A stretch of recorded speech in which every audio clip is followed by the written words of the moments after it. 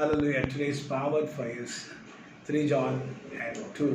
Beloved, I wish above all things that thou mayest prosper and be in health, even as thy soul prospereth.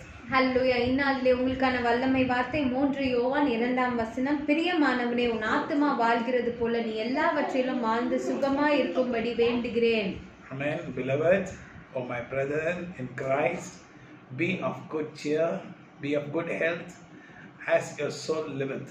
பிரியமானவனே, என்னுடைய அன்பான சகோதரர்களே, நீங்க நல்லா இருக்கணும், எல்லாவற்றிலும் நீங்க நல்லா இருந்து சுகமாய் இருக்கும்படி வேண்டுகிறேன். A work of a Christian, a work of a minister of God is to bless people.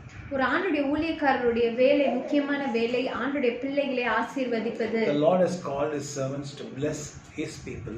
ஆண்டவர் அவருடைய தேவ ஊழியக்காரர்களை அழைத்ததற்கு காரணம் அவருடைய பிள்ளைகளை ஆசீர்வதிக்கும்படி. So the Lord wants to bless you. ஆண்டவர் உங்களை ஆசீர்வதிக்க விரும்புகிறார்.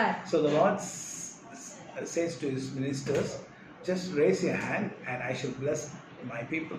ஆண்டவர் அவருடைய ஊழியக்காரர்களிடம் சொல்லுகிறார், நீங்க உங்களுடைய கையை உயர்த்தி ஜனங்கள் மேலே வைங்க, அப்பொழுது ஆண்டவர் அவர்களை ஆசீர்வதிப்பார். So I lift my hand and my daughter also lift her hand now, and we pray for you that you shall live with good health and prosperity.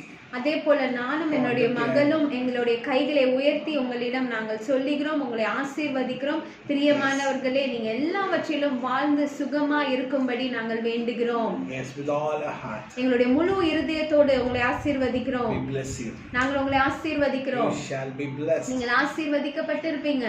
As your soul liveth, your health, and you shall also prosper. உங்களுடைய ஆத்துமா வாழ்கிறது போல நீங்கள் நல்ல சுகத்தோட இருந்து செழிப்பான வாழ்க்கையை வாழுவீர்கள். And the grace of the Lord will be always upon you. ஆண்டவருடைய கிருபையானது உங்கள் மேல் எப்பொழுதுமே இருக்கும்.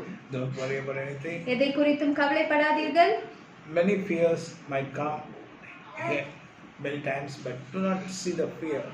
The Lord is a Lord who is very strong inside you, and He'll take away the fear, and He will give you total happiness. நிறைய வேளைகளில் உங்களுடைய இருதயத்திலே பயம் உண்டாகும், ஆனால் அதை குறித்து திகையாதீங்க, கலங்காதீங்க. ஆண்டவர் உங்களுடைய இருதயத்தில் இருக்க பயத்தை எடுத்து போட்டு சந்தோஷத்தினால் நிரப்புவார். So we bless you in the name of our Lord and Savior Jesus Christ. நசரேயனாகிய இயேசு கிறிஸ்துவினாலே உங்களை Not ஆசீர்வதிக்கிறோம். in our name. எங்களுடைய நாமத்தில் இல்ல, In the name of our Lord and Savior Jesus Christ. நசரேயனாகிய இயேசு கிறிஸ்துவின் நாமத்தினாலே, By the power of the Holy Spirit பரிசுத்த ஆவியானவருடைய வல்லமையுடன், and with the authority the Lord has given us. ஆண்டவர் எங்களுக்கு கொடுத்த அதிகாரத்தை வைத்து. Amen. Amen. God be the glory. ஆண்டவருக்கே மகிமை உண்டாவதாக.